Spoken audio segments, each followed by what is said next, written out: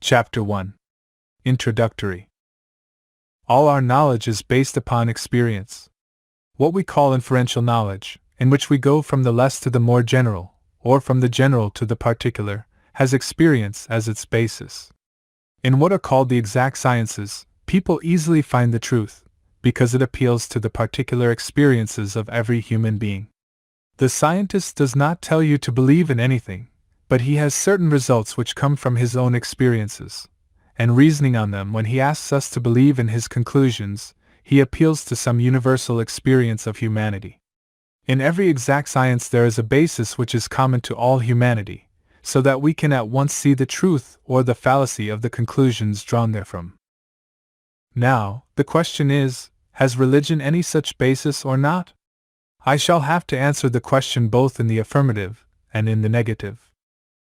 Religion, as it is generally taught all over the world, is said to be based upon faith and belief, and in most cases, consists only of different sets of theories, and that is the reason why we find all religions quarreling with one another. These theories, again, are based upon belief. One man says there is a great being sitting above the clouds and governing the whole universe, and he asks me to believe that solely on the authority of his assertion. In the same way, I may have my own ideas, which I am asking others to believe, and if they ask a reason, I cannot give them any. This is why religion and metaphysical philosophy have a bad name nowadays. Every educated man seems to say, "Oh, these religions are only bundles of theories without any standard to judge them by, each man preaching his own pet ideas." Nevertheless, there is a basis of universal belief in religion, governing all the different theories and all the varying ideas of different sects in different countries. Going to their basis, we find that they also are based upon universal experiences. In the first place, if you analyze all the various religions of the world, you will find that these are divided into two classes, those with a book and those without a book. Those with a book are the strongest, and have the largest number of followers. Those without books have mostly died out, and the few new ones have very small following. Yet, in all of them we find one consensus of opinion, that the truths they teach are the results of the experiences of particular persons. The Christian asks you to believe in his religion, to believe in Christ and to believe in him as the incarnation of God, to believe in a God, in a soul, and in a better state of that soul. If I ask him for reason, he says he believes in them. But if you go to the fountainhead of Christianity, you will find that it is based upon experience. Christ said he saw God, the disciples said they felt God, and so forth. Similarly, in Buddhism, it is Buddha's experience. He experienced certain truths, saw them, came in contact with them, and preached them to the world. So with the Hindus. In their books the writers, who are called rishis, or sages, declare they experience certain truths, and these they preach. Thus it is clear that all the religions of the world have been built upon that one universal and adamantine foundation of all our knowledge, direct experience. The teachers all saw God, they all saw their own souls, they saw their future, they saw their eternity, and what they saw they preached. Only there is this difference that by most of these religions, especially in modern times, a peculiar claim is made, namely, that these experiences are impossible at the present day. They were only possible with a few men, who were the first founders of the religions that subsequently bore their names. At the present time these experiences have become obsolete, and therefore, we have now to take religion on belief. This I entirely deny. If there has been one experience in this world in any particular branch of knowledge, it absolutely follows that that experience has been possible millions of times before, and will be repeated eternally. Uniformity is the rigorous law of nature. What once happened can happen always. The teachers of the science of yoga, therefore, declare that religion is not only based upon the experience of ancient times, but that no man can be religious until he has the same perceptions himself. Yoga is the science which teaches us how to get these perceptions. It is not much use to talk about religion until one has felt it. Why is there so much disturbance, so much fighting and quarreling in the name of God? There has been more bloodshed in the name of God than for any other cause, because people never went to the fountainhead. they were content only to give a mental assent to the customs of their forefathers, and wanted others to do the same. What right has a man to say he has a soul if he does not feel it, or that there is a God if he does not see him? If there is a God, we must see him. If there is a soul, we must perceive it, otherwise it is better not to believe. It is better to be an outspoken atheist than a hypocrite. The modern idea, on the one hand, with the learned, is that religion and metaphysics and all search after a supreme being are futile. On the other hand, with the semi-educated, the idea seems to be that these things really have no basis. Their only value consists in the fact that they furnish strong motive powers for doing good to the world. If men believe in a God, they may become good and moral, and so make good citizens. We cannot blame them for holding such ideas, seeing that all the teaching these men get is simply to believe in an eternal rigmarole of words, without any substance behind them. They are asked to live upon words. Can they do it? If they could, I should not have the least regard for human nature. Man wants truth, wants to experience truth for himself.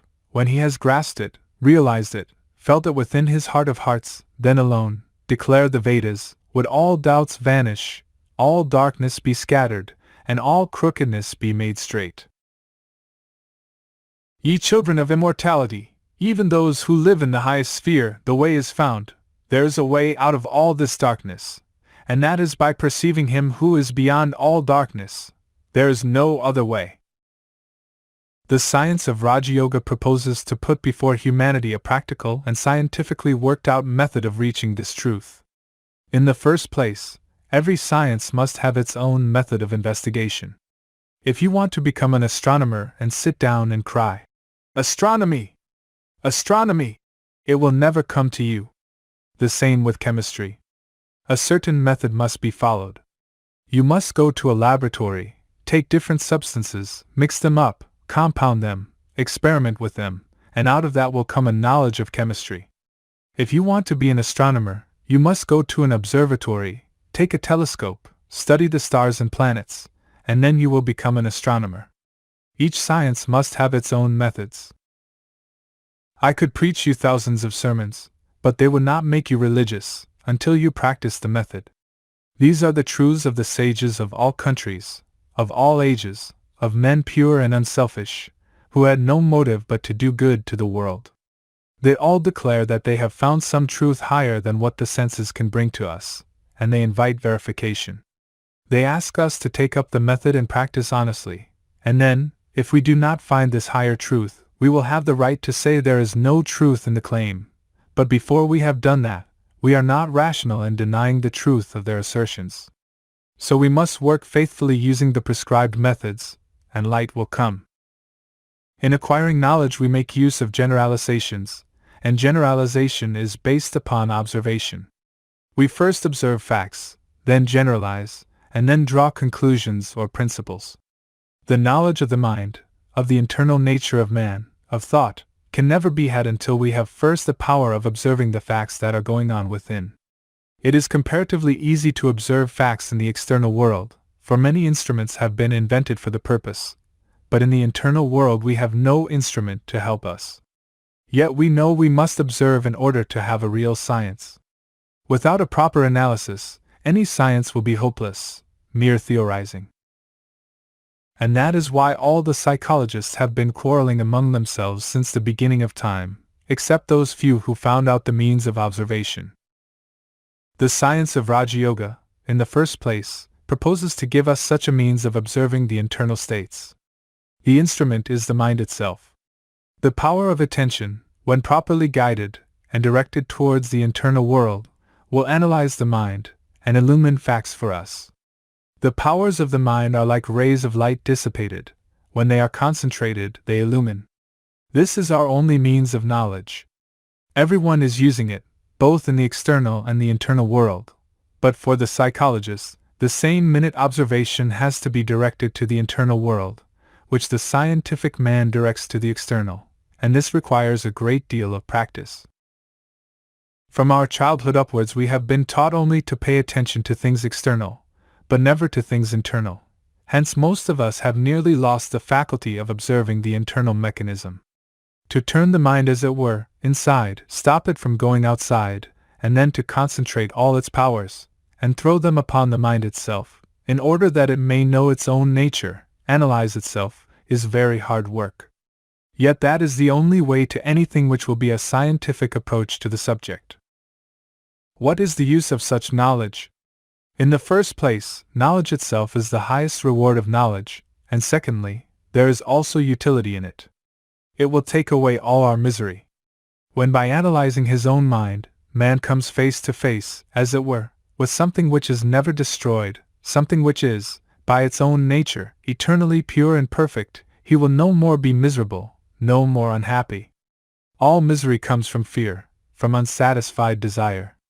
Man will find that he never dies, and then he will have no more fear of death. When he knows that he is perfect, he will have no more vain desires, and both these causes being absent, there will be no more misery, there will be perfect bliss, even while in this body. There is only one method by which to attain this knowledge, that which is called concentration. The chemist in his laboratory concentrates all the energies of his mind into one focus, and throws them upon the materials he is analyzing, and so finds out their secrets. The astronomer concentrates all the energies of his mind and projects them through his telescope upon the skies, and the stars, the sun, and the moon give up their secrets to him. The more I can concentrate my thoughts on the matter on which I am talking to you, the more light I can throw upon you. You are listening to me, and the more you concentrate your thoughts, the more clearly you will grasp what I have to say. How has all the knowledge in the world been gained but by the concentration of the powers of the mind? The world is ready to give up its secrets if we only know how to knock, how to give it the necessary blow. The strength and force of the blow come through concentration. There is no limit to the power of the human mind. The more concentrated it is, the more power is brought to bear on one point, that is the secret. It is easy to concentrate the mind on external things. The mind naturally goes outwards, but not so in the case of religion, or psychology, or metaphysics, where the subject and the object are one. The object is internal, the mind itself is the object, and it is necessary to study the mind itself, mind studying mind. We know that there is the power of the mind called reflection. I am talking to you. At the same time I am standing aside, as it were, a second person, and knowing and hearing what I am talking. You work and think at the same time, while a portion of your mind stands by and sees what you are thinking. The powers of the mind should be concentrated and turned back upon itself, and as the darkest places reveal their secrets before the penetrating rays of the sun, so will this concentrated mind penetrate its own innermost secrets. Thus will we come to the basis of belief, the real genuine religion.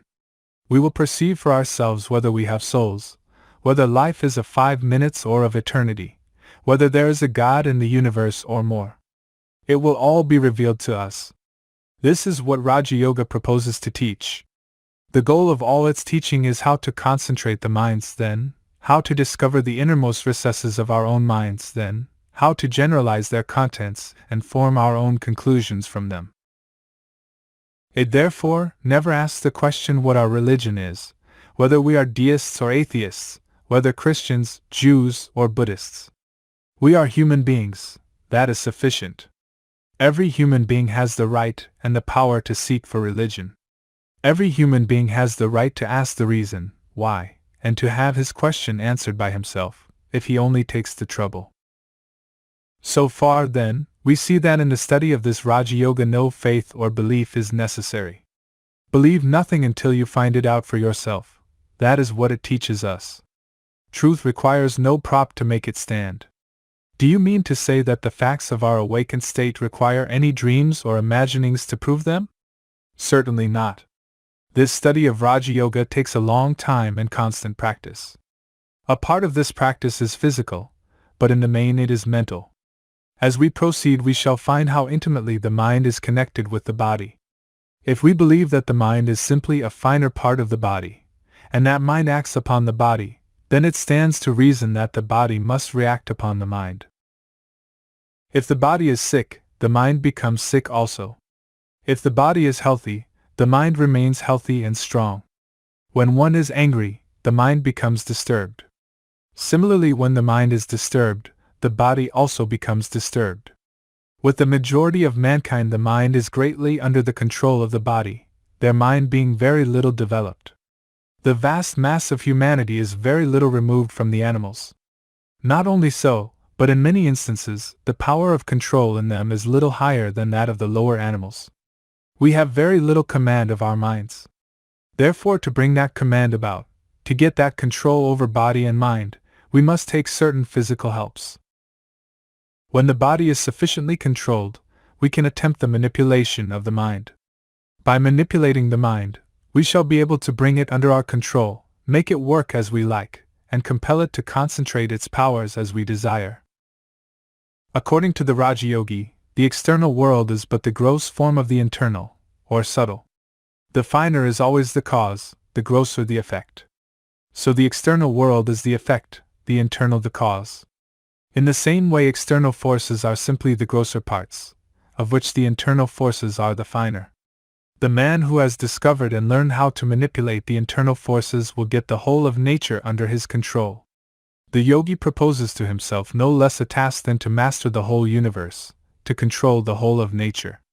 He wants to arrive at the point where what we call nature's laws will have no influence over him, where he will be able to get beyond them all. He will be master of the whole of nature, internal and external. The progress and civilization of the human race simply mean controlling this nature. Different races take to different processes of controlling nature. Just as in the same society some individuals want to control the external nature, and others the internal, so, among races, some want to control the external nature, and others the internal. Some say that by controlling internal nature we control everything. Others that by controlling external nature we control everything. Carried to the extreme, both are right, because in nature there is no such division as internal or external. These are fictitious limitations that never existed. The externalists and the internalists are destined to meet at the same point, when both reach the extreme of their knowledge. Just as a physicist, when he pushes his knowledge to its limits, finds it melting away into metaphysics, so a metaphysician will find that what he calls mind and matter are but apparent distinctions, the reality being one. The end and aim of all science is to find the unity, the one out of which the manifold is being manufactured, that one existing as many. RajaYoga proposes to start from the internal world, to study internal nature, and through that, control the whole, both internal and external. It is a very old attempt. India has been its special stronghold, but it was also attempted by other nations. In Western countries it was regarded as mysticism, and people who wanted to practice it were either burned or killed as witches and sorcerers. In India, for various reasons, it fell into the hands of persons who destroyed 90% of the knowledge, and tried to make a great secret of the remainder. In modern times, many so-called teachers have arisen in the West worse than those of India, because the latter knew something, while these modern exponents know nothing. Anything that is secret and mysterious in these systems of yoga should be at once rejected. The best guide in life is strength. In religion, as in all other matters, discard everything that weakens you, have nothing to do with it. Mystery-mongering weakens the human brain. It has well-nigh destroyed yoga, one of the grandest of sciences. From the time it was discovered, more than 4,000 years ago, yoga was perfectly delineated, formulated, and preached in India. It is a striking fact that the more modern the commentator, the greater the mistakes he makes, while the more ancient the writer, the more rational he is. Most of the modern writers talk of all sorts of mystery. Thus yoga fell into the hands of a few persons who made it a secret, instead of letting the full blaze of daylight and reason fall upon it. They did so that they might have the powers to themselves. In the first place, there is no mystery in what I teach. What little I know I will tell you.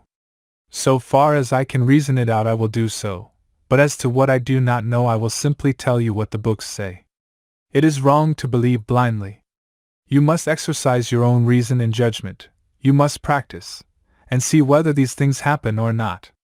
Just as you would take up any other science, exactly in the same manner you should take up this science for study. There is neither mystery nor danger in it. So far as it is true, it ought to be preached in the public streets, in broad daylight. Any attempt to mystify these things is productive of great danger. Before proceeding further, I will tell you a little of the Sankhya philosophy, upon which the whole of RajaYoga is based. According to the Sankhya philosophy, the genesis of perception is as follows. The affections of external objects are carried by the outer instruments to their respective brain centers or organs. The organs carry the affections to the mind to the determinative faculty. From this the Purusha, the soul, receives them, when perception results. Next he gives the order back, as it were, to the motor centers to do the needful. With the exception of the Purusha, all of these are material, but the mind is much finer matter than the external instruments. That material of which the mind is composed goes also to form the subtle matter called the tanmatras. These become gross and make the external matter. That is the psychology of the Sankhya. So that between the intellect and the grosser matter outside there is only a difference in degree. The Purusha is the only thing which is immaterial. The mind is an instrument, as it were, in the hands of the soul, through which the soul catches external objects. The mind is constantly changing and vacillating, and can, when perfected, either attach itself to several organs, to one or to none. For instance, if I hear the clock with great attention, I will not, perhaps, see anything although my eyes may be open, showing that the mind was not attached to the seeing organ, while it was to the hearing organ. But the perfected mind can be attached to all the organs simultaneously. It has the reflexive power of looking back into its own depths. This reflexive power is what the yogi wants to attain. By concentrating the powers of the mind, and turning them inward, he seeks to know what is happening inside. There is in this no question of mere belief. It is the analysis arrived at by certain philosophers. Modern physiologists tell us that the eyes are not the organ of vision, but that the organ is in one of the nerve centers of the brain, and so with all the senses. They also tell us that these centers are formed of the same material as the brain itself. The Sankhya's also tell us the same thing. The former is a statement on the physical side, and the latter on the psychological side, yet both are the same. Our field of research lies beyond this. The yogi proposes to attain that fine state of perception in which he can perceive all the different mental states. There must be mental perception of all of them. One can perceive how the sensation is traveling, how the mind is receiving it, how it is going to the determinative faculty, and how this gives it to the Purusha. As each science requires certain preparations and has its own method, which must be followed before it could be understood, even so in RajaYoga. Certain regulations as to food are necessary. We must use that food which brings us the purest mind. If you go into a menagerie, you will find this demonstrated at once. You see the elephants, huge animals, but calm and gentle, and if you go towards the cages of the lions and tigers, you find them restless, showing how much difference has been made by food. All the forces that are working in this body have been produced out of food. We see that every day. If you begin to fast, first your body will get weak, the physical forces will suffer, then after a few days, the mental forces will suffer also. First, memory will fail.